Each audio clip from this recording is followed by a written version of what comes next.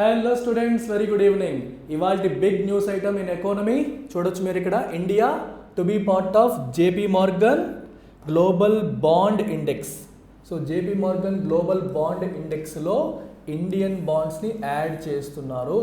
దీనివల్ల మనకి $25 బిలియన్ పైగా ఇన్ఫ్లోస్ రావచ్చు అనేది ఈ పర్టికులర్ న్యూస్. అసలు ఏంటి గ్లోబల్ బాండ్ ఇండెక్స్, దీంట్లో ఇండియన్ బాండ్స్ని ఇంక్లూడ్ చేయడం వల్ల ఇండియాకి ఏ రకంగా బెనిఫిట్ అవుతుంది అనేది కూడా ఈరోజు మీకు చెప్తాను. సో చెప్పే ముందు మనం ఒక్కసారి మన యొక్క ఫ్లాగ్షిప్ ప్రోగ్రామ్ గురించి ఒక్కసారి ఒక మాట చెప్పేశాక మనం ఈ ప్రోగ్రాంలోకి వచ్చేసారు. So UPSC general studies batch 1 year వ్యాలిడిటీతో మనం లాంచ్ చేస్తున్నాం. చాలామంది బడ్జెట్ కన్స్ట్రైంట్స్తో ఉన్న స్టూడెంట్స్ కోసం లాంచ్ చేస్తున్న స్పెషల్ బ్యాచ్ ఇది మీకు బోత్ ఆన్లైన్ అండ్ ఆఫ్లైన్. మీరు ఆన్లైన్లోను ఆఫ్లైన్లో రెండింట్లో కూడా ఈ బ్యాచ్ మీకు అవైలబుల్గా ఉంది. ఇక్కడ మీరు చూడొచ్చు, ఆన్లైన్ ఫీజు వచ్చేసి కేవలం 20,000కి, ఆఫ్లైన్ 40,000 రూపాయలకే మీకు offline complete prelims cum mains general studies ఇందులో కవర్ అయిపోతుంది మన వైజాగ్ బ్రాంచ్లో. మీరు రేపు మన వైజాగ్ బ్రాంచ్లో జరగబోతున్న డెమో అటెండ్ కావచ్చు, లేదా యూట్యూబ్లో దాన్ని లైవ్ స్ట్రీమ్ కూడా చేస్తాము. లైవ్ స్ట్రీమ్లోనైనా సరే మీరు విని ఈ పర్టికులర్ అవకాశాన్ని ఉపయోగించుకోండి. కొత్త బ్యాచెస్ 1 October నుంచి ప్రారంభిస్తున్నాం. 1 October నుంచి న్యూ బ్యాచెస్ స్టార్ట్ అవుతున్నాయి. సాలిడ్గా 30th September కల్లా prelims cum mains entire syllabus will be covered in a detail manner. Regular UPSC infinity ప్రోగ్రామ్కి రావాలనుకున్న మీరు రావచ్చు. బడ్జెట్ ఇష్యూస్ ఉన్న వాళ్ళ కోసం తక్కువ ప్రైస్కి ఇది అందిస్తున్నాం అనమాట. So make use of it. Me friends ఎవరైనా ఉంటే వాళ్ళకు కూడా వీటి గురించి చెప్పండి. ఏ డౌట్స్ ఉన్నా మీకు స్క్రీన్ పైన కనిపిస్తున్న ఈ నెంబర్కి మీరు కాల్ చేసి వివరాలు తెలుసుకోండి. సరే, ఇప్పుడు విషయానికి వచ్చేద్దాం. సో ఈరోజు న్యూస్లోకి వచ్చిన విషయం ఏంటి అంటే, మనకి జేపీ మార్గన్ గ్లోబల్ బాండ్ ఇండెక్స్లో ఇండియన్ బాండ్స్ని యాడ్ చేయబోతున్నారు. ఎప్పుడు యాడ్ చేస్తారు? ఇమీడియట్గా యాడ్ చేస్తారా? లేదు, నెక్స్ట్ ఇయర్ 2024 జూన్లో యాడ్ చేస్తారు. అయితే 2024 జూన్లో ఆ బాండ్ ఇండెక్స్లో ఇండియన్ బాండ్స్ని యాడ్ చేయడం వల్ల ఇండియాకి వచ్చే బెనిఫిట్స్ ఏంటి అని మనం తెలుసుకోవాలి. తెలుసుకునే ముందు మీరు కొన్ని బేసిక్స్ తెలుసుకోవాలి. ఏంటి ఆ బేసిక్స్? అసలు బాండ్ ఇండెక్స్ అంటే ఏంటి, బాండ్ అంటే ఏంటి, మన బాండ్స్ని ఆ బాండ్ ఇండెక్స్లో యాడ్ చేయడం వల్ల మనకేంటి బెనిఫిట్, లాంటి అంశాలు మనం ఇప్పుడు తెలుసుకుందాం. So first we'll understand what is a bond. So bond అంటే ఏంటనేది ఒక చిన్న బేసిక్ ఇన్ఫర్మేషన్ నేను చెప్తాను. So bond is a debt security లేదా డెట్ ఇన్స్ట్రుమెంట్. అంటే ప్రభుత్వాలకి అప్పు కావాలి అంటే వాళ్ళు ఇష్యూ చేసే ఒక సెక్యూరిటీనే మనం బాండ్ అని అంటాము. అయితే ఈ బాండ్ ప్రభుత్వానికి అప్పు కావాలంటే మన దగ్గర తీసుకుంటుందని చెప్తున్నాడు. మరి ప్రభుత్వం మన దగ్గర అప్పు తీసుకుంటుంది, కరెక్టే, కానీ మనం ఎందుకు ఇస్తాం? అది మనం ఎందుకు కొంటాం? మనకి ఎంతో కొంత వడ్డీ రావాలి కదా. ఎస్.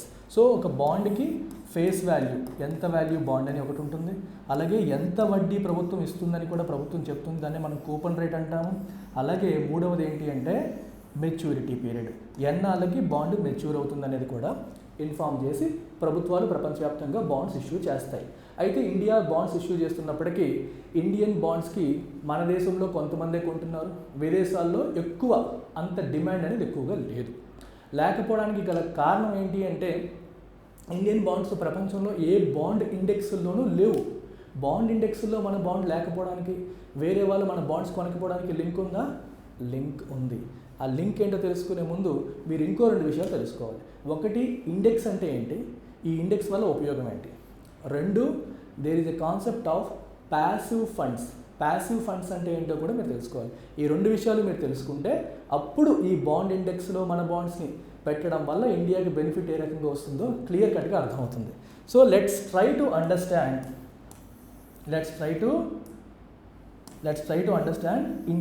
ఇండెక్స్ని ఒకసారి అర్థం చేసుకుందాం. తర్వాత ప్యాసివ్ ఫండ్ అంటే ఏంటో తెలుసుకుందాం. రెండింటికి ఉన్న లింక్ని ఎస్టాబ్లిష్ చేద్దాం. ఫస్ట్, ఇండెక్స్ అనేది మీకు చెప్పేటప్పుడు మీరు కొన్ని పదాలు వినుంటారు ఎప్పుడు కూడా. సెన్సెక్స్ అని, నిఫ్టీ అని, ఇట్లాంటివి వినున్నారు కదా చాలాసార్లు. సో మనకి బాంబే స్టాక్ ఎక్స్చేంజ్లో ఉన్న మార్కెట్ క్యాపిటలైజేషన్ ప్రకారం టాప్ 30 కంపెనీస్ సెన్సెక్స్ గాను, నేషనల్ స్టాక్ ఎక్స్చేంజ్లో ఉన్న top 50 companies based on market capitalisation Nifty గాను మనకి చెప్తాం. సెన్సెక్స్ నిఫ్టీ ఎట్లా క్యాలిక్యులేట్ చేస్తారు ఏంటనేది ఒక సెపరేట్ స్టోరీ, అది ఇంకోసారి ఇంకో రకంగా చెప్తాను. కాకపోతే మీకు ఏమవుతుందంటే, సెన్సెక్స్లో 30 కంపెనీలు ఉన్నాయి. ఈ 30 కంపెనీలు బాంబే స్టాక్ ఎక్స్చేంజ్లో లిస్ట్ అయిన వాటిల్లో top 30 based on market capitalisation. Market capitalisation అంటే number of outstanding free float market capitalisation అంటాం. అంటే number of shares that are available for trade in the stock market into stock price into number of shares available వేస్తే market capitalisation వస్తుంది. దాని ప్రకారం top 30 companies సెన్సెక్స్లోను, top 50 companies ఎన్ఎస్సిలో, నిఫ్టీలోనూ ఉన్నాయి. ఇది మనకి ఇన్ఫర్మేషన్. అయితే ఈ ఇన్ఫర్మేషన్ వల్ల ఏంటి ఉపయోగం? ఒక particular company, let's Reliance industries limited, ఇది సెన్సెక్స్లో ఉంది లేదా నిఫ్టీలో ఉంది అంటే ఉపయోగం ఏంటి? దానివల్ల ఏమొస్తుంది? చాలా వస్తాయి. ఎందుకంటే there are certain mutual funds called passive funds లేదా ఇండెక్స్ ఫండ్స్. ఇండెక్స్ ఫండ్స్ అని చెప్పి కొన్ని రకాల మ్యూచువల్ ఫండ్స్ ఉన్నాయి. మీకు మ్యూచువల్ ఫండ్ అంటే వినుంటారు. సో మ్యూచువల్ ఫండ్ ఏం చేస్తుందంటే they pool money from several investors దగ్గర మనీని పూల్ చేసి, అంటే సమీకరించి ఆ డబ్బుని వాళ్ళు డిఫరెంట్ స్టాక్స్లోనో లేకపోతే బాండ్స్లోనో ఇన్వెస్ట్ చేస్తారు. అయితే ఏ స్టాక్లో పెట్టాలి, ఏ బాండ్లో పెట్టాలి అనే దానికి వాళ్ళు చాలా రీసెర్చ్ అనేది చేస్తారు. రీసెర్చ్ చేసి ఐడెంటిఫై చేసి వాటిలో ఇన్వెస్ట్ చేస్తారు. సో అట్లా రీసెర్చ్ చేసి ఐడెంటిఫై చేసి ఇన్వెస్ట్ చేసే ఫండ్స్ని మనం యాక్టివ్ ఫండ్స్ అంటాం. They are actively managed funds. ఎందుకంటే ఫండ్ మేనేజర్ చాలా రీసెర్చ్ చేసి ఎందులో పెట్టాలనేది కనుక్కొని ఈ డబ్బుని అందులో ఇన్వెస్ట్ చేస్తారు. అలా కాకుండా ఈ మధ్యన ఏమొస్తున్నాయంటే ప్యాసివ్ ఫండ్స్. అంటే ఫండ్ మేనేజర్ ఎటువంటి రీసెర్చ్ చేయడు. మరి ఏం చేస్తారు? They will look at an index, globally popular లేదా మన దేశంలో అయితే సెన్సెక్స్, నిఫ్టీ ఇట్లాంటి ఇండెక్స్ని చూసి ఇండెక్స్లో ఏ కంపెనీస్ అయితే ఉన్నాయో అవే కంపెనీస్లో యాజ్ ఇట్ ఈస్గా ఇన్వెస్ట్ చేస్తారు. ఇప్పుడు ఫర్ ఎగ్జాంపుల్ సెన్సెక్స్లో మనకి 30 కంపెనీస్ ఉంటే సెన్సెక్స్ ఇండెక్స్ ఫండ్ అనేది తీసుకుంటే, సెన్సెక్స్ బేస్డ్ ఇండెక్స్ ఫండ్ తీసుకుంటే ఆ ఫండ్ ఏం చేస్తుందంటే ఆ పూల్ చేసిన మనీ అంతా సెన్సెక్స్లో ఏ కంపెనీస్ ఉన్నాయో అదే కంపెనీని అదే వెయిట్తో అదే రేషియోలో ఇన్వెస్ట్ చేస్తుంది. సో రిలయన్స్ అనేది సెన్సెక్స్లో ఉంది అంటే సెన్సెక్స్ బేస్డ్ ఇండెక్స్ ఫండ్ ఆటోమేటిక్గా రిలయన్స్ ఇండస్ట్రీస్ కొంటుంది. రిలయన్స్ ఇండస్ట్రీస్ మంచి కంపెనీ అని రీసెర్చ్ చేసి కొనడం కాదు, just because it is part of Sensex and just because your fund is passively mimicking Sensex, you are buying this. దీనివల్ల మీకు అర్థమవుతుంది అడ్వాంటేజ్. మనం ఆ ఇండెక్స్లో భాగం అయితే చాలు, మనకి ఆటోమేటిక్గా క్రేజ్ అనేది వచ్చేస్తుంది, మన షేర్ కొనే వాళ్ళు వచ్చేస్తారు. ఈ స్టోరీ మీకు అర్థమైతే we will apply the same concept to JP Morgan bond index. So సిమిలర్గా మీరు గ్లోబల్ లెవెల్లో తీసుకున్నప్పుడు కూడా జేపీ మార్గన్ బాండ్ ఇండెక్స్ అనేది ప్రపంచవ్యాప్తంగా కొంచెం ఫేమస్ అయిన పాపులర్ అయిన ఒక బాండ్ ఇండెక్స్. ప్రపంచవ్యాప్తంగా కూడా చాలా ఫండ్స్ ఉంటాయి. ఇవి ఏంటి? ఎటువంటి ఫండ్స్? Passive funds. ప్యాసివ్ అంటే అర్థం ఏంటి? దే ట్రాక్ ఎన్ ఇండెక్స్, ఒక ఇండెక్స్ని యాజ్ ఇట్ ఈస్గా ఫాలో అవుతూ ఉంటారు. ఇప్పుడు జేపీ మార్గన్ బాండ్ ఇండెక్స్లో ఇండియన్ బాండ్స్ అనేవి యాడ్ చేసినప్పుడు, దీంట్లో మనం యాడ్ చేసినప్పుడు ఆటోమేటిక్గా ఈ బాండ్ ఇండెక్స్ని ట్రాక్ చేస్తూ ప్యాసివ్గా మేనేజ్ చేసే రకరకాల ఫండ్స్ ఆటోమేటిక్గా ఇండియన్ బాండ్స్లో పెట్టుబడి పెడతాయి. ఎందుకంటే యాక్టివ్లీ మేనేజ్ కాదు, ప్యాసివ్లీ మేనేజ్ చేసే వాళ్ళు ఏం చేస్తారు? ఇండెక్స్లో ఏవైతే ఉంటాయో, స్టాక్స్ అయితే స్టాక్స్, బాండ్స్ అయితే బాండ్స్. ఇక్కడ బాండ్ ఇండెక్స్ నుంచి మాట్లాడుతున్నాం కాబట్టి సెన్సెక్స్, నిఫ్టీ ఎందుకు చెప్పాను మీకు అర్థం కావడం కోసం. సో ఇప్పుడు మనం అప్లై చేయాల్సిన సేమ్ లాజిక్ ఇక్కడ అప్లై చేయాలి. సో ఈ బాండ్ ఇండెక్స్లో ఏవైతే బాండ్స్ ఉన్నాయో ఆ బాండ్స్లో ఈ ఇంటర్నేషనల్ ఇన్వెస్టర్స్, ఈ ప్యాసివ్ ఫండ్స్ మెయింటైన్ చేస్తున్న ఇంటర్నేషనల్ ఇన్వెస్టర్స్ ఆటోమేటిక్గా పెడతారు. ఇప్పుడు ఈ జేపీ మార్గన్ బాండ్ ఇండెక్స్లో ఇండియాకి 10% వెయిటేజ్ ఇచ్చారు. సో ఇది ఫాలో అవుతూ యాజ్ ఇట్ ఈస్గా మెయింటైన్ చేసే వాళ్ళు ఈ ఇండెక్స్ ఫండ్లో వాళ్ళ పోర్ట్ఫోలియోలో కూడా 10% అంటే మొత్తం 100 రూపాయలు పెడితే అందులో 10 రూపాయలు ఇండియన్ బాండ్స్కి పెట్టబోతున్నారు. అర్థమవుతుందా? దీనివల్ల ఏమవుతాయి? మనకి ఇండియన్ బాండ్స్కి క్యాపిటల్ ఫ్లో అనేది పెరుగుతుంది. సో దీనివల్ల విదేశాల నుంచి మనీ అనేది భారతదేశానికి వస్తుంది. ఇండియన్ బాండ్ కొనాలంటే ఇండియన్ రూపీ కొనాలి, వాళ్ళ దగ్గర ఉన్న డాలర్స్ అమ్మి రూపీ కొనాలి. మరి రూపీ కొన్నప్పుడు రూపీ ఏమవుతుంది? ఎప్రిషియేట్ అవుతుంది. రూపీకి డిమాండ్ పెరిగి రూపీ ఎప్రిషియేట్ అవుతుంది. భారతదేశానికి ఫారిన్ కరెన్సీ రిజర్వ్స్ ఏమవుతాయి? పెరుగుతాయి. మరి వాళ్ళు మన దగ్గర రూపాయలు కొనుక్కుని డాలర్స్ ఇస్తారు. సో మన దగ్గర ఉన్న ఫారెక్స్ రిజర్వ్స్ అనేవి పెరుగుతాయి, మన బాండ్స్కి డిమాండ్ అనేది పెరుగుతుంది. బాండ్స్కి డిమాండ్ పెరగడం వల్ల ఇంకో ఉపయోగం ఏంటి? బాండ్స్కి డిమాండ్ పెరగడం వల్ల ఈల్డ్ తగ్గుతుంది, అంటే వడ్డీ రేట్లు తగ్గుతాయి. ఇప్పుడు నాకు అప్పు కావాలమ్మా, ఒక్కడే అప్పిస్తా అన్నాడు అనుకోండి, వాడు ఒక్కడే అప్పు ఇస్తారంటే వాడు ఎంత అడిగితే నేను అంత ఇవ్వాలి. 10 మంది అప్పు ఇవ్వడానికి రెడీగా ఉన్నారనుకోండి, వాళ్ళకి పోటీ అయ్యి ఏమవుతుంది, మనకి వడ్డీ తగ్గుతుంది. అలాగే ఇండియన్ బాండ్స్ని ఒకప్పుడు ఇండియన్సే కొంటున్నారు, తక్కువ మంది కొంటున్నారు అనుకోండి, ఇండియా ఎక్కువ వడ్డీ ఇవ్వాల్సి వచ్చేది. ఇప్పుడు విదేశీ ఇన్వెస్టర్స్ ఇంకా చాలా మంది ఇండియన్ బాండ్స్ కొనడానికి వచ్చారనుకోండి, అంటే కొనడానికి రావడం అంటే ఇండియా పాయింట్ ఆఫ్ వ్యూలో అప్పు ఇవ్వడానికి వస్తున్నారండి. బాండ్ ఇష్యూ చేసిందంటే ఏంటి, అప్పు తీసుకుంటుందని. సో చాలామంది బాండ్స్ కొనడానికి వస్తున్నారంటే అర్థం ఏంటి, ఇండియన్ బాండ్స్కి డిమాండ్ పెరిగి వడ్డీ తగ్గుతుంది. సో ఈల్డ్స్ అనేవి తగ్గుతాయి. ఎప్పుడైతే ఈల్డ్ తగ్గుతుందో మన కాస్ట్ ఆఫ్ బారోయింగ్ లేదా మన ఇంట్రెస్ట్ బర్డెన్ అనేది తగ్గుతుంది.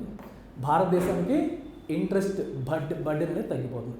ఇంట్రెస్ట్ బర్డెన్ తగ్గితే మన fiscal deficit is nothing but your expenses minus income కదా.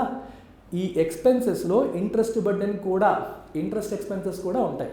సో ఎప్పుడైతే ఇంట్రెస్ట్ తగ్గుతుందో మన ఎక్స్పెన్సెస్ తగ్గుతాయి, తద్వారా మన ఫిస్కల్ డెఫిసిట్ కూడా తగ్గుతుంది, ద్రవ్య లోటు తగ్గుతుందని మనం చెప్పొచ్చు. సో ఇది చాలా మంచి అడ్వాంటేజ్ భారతదేశానికి. ప్లస్ ఇంకొకటి ఏంటి మనకి అడ్వాంటేజ్, ఫిస్కల్ డెఫిసిట్తో పాటు దీనివల్ల ఇంకో ఉపయోగం కూడా ఉంది. ఫిస్కల్ డెఫిసిట్ తగ్గడంతో పాటు ఇంకో ఉపయోగం ఏంటది, మనకి బ్యాలెన్స్ ఆఫ్ పేమెంట్ అకౌంట్ మీరు చూసినప్పుడు 2 అకౌంట్స్ ఉంటాయి, క్యాపిటల్ అకౌంట్, కరెంట్ అకౌంట్. మీరు వినుంటారు కరెంట్ అకౌంట్ అలాగే capital account. Current account, capital account మీరు తీసుకునేటప్పుడు కరెంట్ అకౌంట్లో మనకి ఎక్స్పోర్ట్స్, ఇంపోర్ట్స్ ఇలాంటివన్నీ వస్తాయి. సో ఎక్స్పోర్ట్స్, ఇంపోర్ట్స్లో జనరల్గా ఇండియాలో ఇంపోర్ట్స్ ఎక్కువ, ఎక్స్పోర్ట్స్ ఎక్కువ, మీకు తెలుసు. ఇంపోర్ట్స్ ఎక్కువ, ఎక్స్పోర్ట్స్ తక్కువ. సో ఇంపోర్ట్స్ ఎక్కువ ఉన్నాయి కాబట్టి ఇండియాకి ఎప్పుడు కూడా కరెంట్ అకౌంట్లో డెఫిసిట్ వస్తూ ఉంటుంది. అంటే మన నుంచి బయటికి వెళ్ళే డబ్బు, ఇంపోర్ట్ చేసుకునేటప్పుడు మనం డబ్బు పే చేస్తాం, మనీ బయటికి వెళ్తుంది, అది ఎక్కువ ఉంది. ఎక్స్పోర్ట్ చేసేటప్పుడు మనీ లోపలికి వస్తుంది, అదేమో తక్కువ ఉంటుంది. సో ఓవరాల్గా కరెంట్ అకౌంట్లో ఎప్పుడు కూడా మనకి డెఫిసిటే. సో ఈ కరెంట్ అకౌంట్ డెఫిసిట్ని ఎలా మనం పూడుస్తాం, వయా క్యాపిటల్ అకౌంట్. క్యాపిటల్ అకౌంట్లో ఏముంటాయి మనకి, ఇన్ఫ్లోస్ అంటే ఇన్వెస్ట్మెంట్స్, లోన్స్ ఇలాంటివన్నీ క్యాపిటల్ అకౌంట్లో భాగం అనమాట. క్యాపిటల్ అకౌంట్లో ఇవన్నీ మనకి భాగం. మీరు balance of payment Suresh sir అని చెప్పి ఒకసారి సెర్చ్ చేయండి. ఒకవేళ ఇవి తెలియకపోతే వీటన్నిటి గురించి డీటెయిల్గా నేను చెప్పాను. తెలిసిన వాళ్ళకి నో ప్రాబ్లం, తెలియని వాళ్ళు ఒకసారి సెర్చ్ చేస్తే మొత్తం క్లారిటీ వచ్చేస్తుంది. సో ఈ క్యాపిటల్ అకౌంట్లో మనకి ఏమవుతున్నాయి, ఎఫ్పిఐ ఫారిన్ పోర్ట్ఫోలియో ఇన్వెస్ట్మెంట్స్ అని చెప్పి అంటాము. అంటే మన ఇండియన్ స్టాక్స్లోను అలాగే ఇండియన్ బాండ్స్లోను విదేశాల నుంచి వచ్చే పెట్టుబడుల్ని మన ఎఫ్పిఐ అని చెప్పి అంటాం. సో ఇప్పుడు బాండ్స్ రూపంలో విపరీతంగా భారతదేశానికి మనీ వచ్చినప్పుడు ఇక్కడ మనకి క్యాపిటల్ అకౌంట్లో we will get surplus. Current అకౌంట్లో వచ్చే డెఫిసిట్ని మనం క్యాపిటల్ అకౌంట్లో వచ్చే సర్ప్లస్తో ఈజీగా పూర్తి చేసే అవకాశం మనకి లభిస్తుంది. సో కరెంట్ అకౌంట్ డెఫిసిట్ కూడా చాలా వరకు తగ్గిపోతుంది.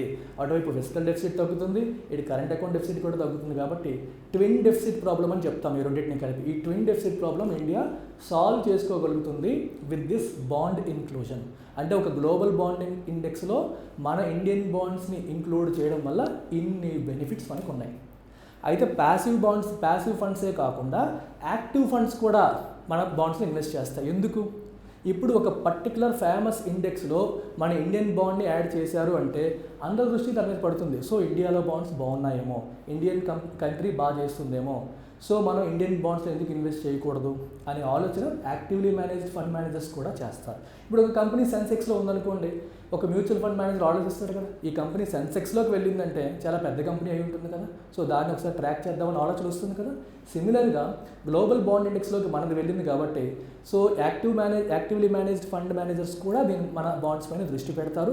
ప్యాసివ్లీ మేనేజ్డ్ ఫండ్ మేనేజర్స్ ఆబ్వియస్గా కొంటారు, వేరే మార్గం లేదు, ఎందుకంటే దాని అనాలిసిస్కి మిమిక్ చేస్తారు కాబట్టి, రైట్. సో ఇండియన్ బాండ్స్కి ఆ రకంగా కూడా డిమాండ్ పెరుగుతుంది. ఇంకో పాయింట్ మీకు చెప్పాలి. ఇంకో పాయింట్ ఏంటి అంటే మనకి జేపీ మార్గన్ బాండ్ ఇండెక్స్ లాగే ఇంకో 2 ఇండెక్స్లు కూడా ఉన్నాయి. సో ఒకసారి జేపీ మార్గన్లోకి యాడ్ చేసినప్పుడు ఆ 2 బాండ్ ఇండెక్సెస్ కూడా ఫ్యూచర్లో యాడ్ చేసే అవకాశం ఉంటుంది. వాటిల్లో కూడా యాడ్ చేసినప్పుడు ఇన్ఫ్లో ఇంకా పెరుగుతుంది. దెన్ వన్ మోర్ పాయింట్, చాలా పాయింట్స్ మీకు చెప్తున్నాను. ఇంకో పాయింట్ ఏంటంటే కార్పొరేట్స్కి కూడా దీనివల్ల ఉపయోగం అనేది ఉంది. కార్పొరేట్స్కి ఏ రకంగా ఉపయోగం ఉంటుంది, జనరల్గా గవర్నమెంట్ బాండ్స్ పైన గవర్నమెంట్ పే చేసే వడ్డీ కంటే కార్పొరేట్ బాండ్స్ పైన కార్పొరేట్స్ పే చేసే వడ్డీ కొంచెం ఎక్కువ ఉంటుంది. ఎందుకని, గవర్నమెంట్ సెక్యూరిటీ ఎక్కువ, గవర్నమెంట్ బాండ్లో పెడితే మనకి రిస్క్ తక్కువ కాబట్టి గవర్నమెంట్ తక్కువ వడ్డీ ఇచ్చినా మనం యాక్సెప్ట్ చేస్తాం. అదే కార్పొరేట్స్ అయితే కొంచెం రిస్క్ ఎక్కువ కాబట్టి ఎక్కువ వడ్డీ ఇస్తే కదా మనం యాక్సెప్ట్ చేయం.